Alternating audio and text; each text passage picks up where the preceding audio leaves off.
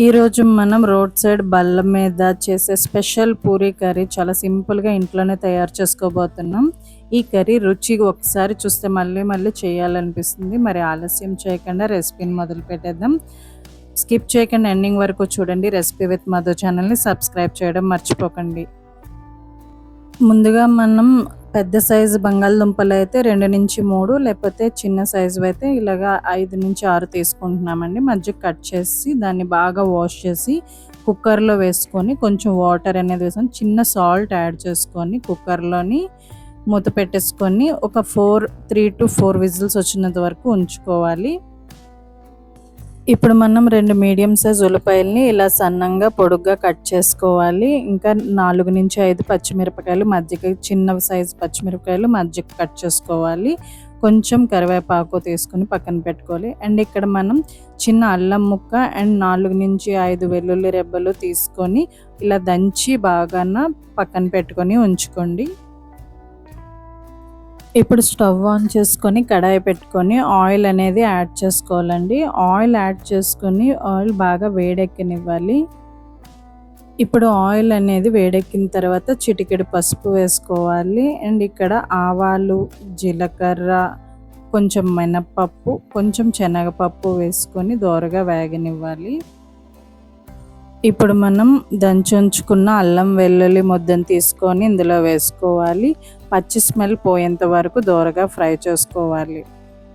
ఇప్పుడు అల్లం వెల్లుల్లి అనేది బాగా వేగిన తర్వాత మనం ఆల్రెడీ కట్ చేసి పెట్టుకున్న ఆనియన్, పచ్చిమిర్చి, ఇంకా కరివేపాకుని వేసుకొని దోరగా వేపుకుంటూ ఉండాలి. అండ్ ఇక్కడ మీడియం ఫ్లేమ్లో పెట్టుకుంటే మనకి ఉల్లిపాయలు అనేవి బాగా మాడకుండా బాగా వస్తాయి, ఈవెన్గా ఏగుతాయి కూడాను.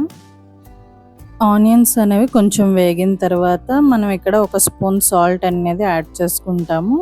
సో ఒక spoon salt, half spoon garam masala, half spoon ధనియాల పొడి, చిటికెడు కారం వేసుకుంటున్నాం. ఎందుకు అంటే ఇక్కడ కారం తక్కువ అనేది వేసుకుంటున్నాము. ఆల్రెడీ మనం చిన్న సైజు 4-5 పచ్చిమిరపకాయలు అయితే వేసుకున్నాం కదా, సో స్పైసీ బాగా ఎక్కువైపోతుంది. అందుకని నేను చిటికెడు కారం అనేది యాడ్ చేసుకొని బాగా ఫ్రై చేసుకోవాలి. ఇప్పుడు మనం 3-4 విజిల్ ఉంచుకున్నాం కదండి బంగాళదుంపలు. సో ఇప్పుడు వాటిని కొద్దిగా హాట్ వాటర్ అంతా తీసేసి కూల్ వాటర్ అనేది వేసుకొని తొక్కలు ఒలుచుకొని ఒక బౌల్లో అయితే వేసుకోవాలి.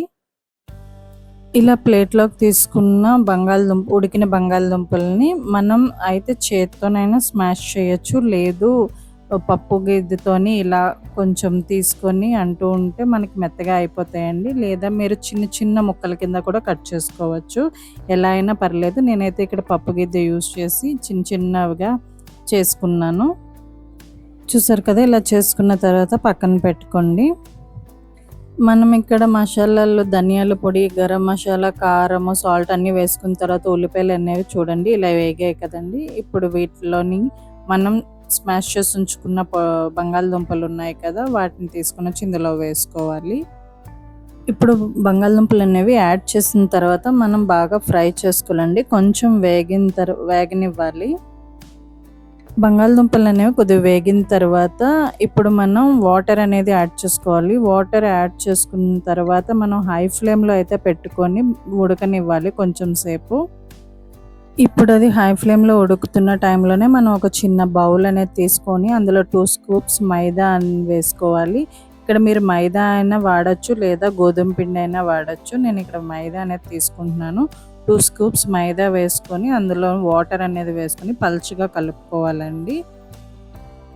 ఇప్పుడు చూసారు కదా, హై ఫ్లేమ్లోని బంగాళదుంపలు అనేవి వాటర్ వేసిన తర్వాత ఎలా అయితే మరుగుతో తెరులుతున్నట్టు అవుతుందో, ఇప్పుడు ఇలా తెరులుతున్న దాంట్లోకి మనం కలిపి ఉంచుకున్న మైదా కన్సిస్టెంట్గా పల్చగా కలుపుకున్నాం కదండి, దాన్ని తీసుకొని వచ్చి గరిటె కలుపుతున్నప్పుడు ఇది యాడ్ చేసుకుంటూ ఉండాలి.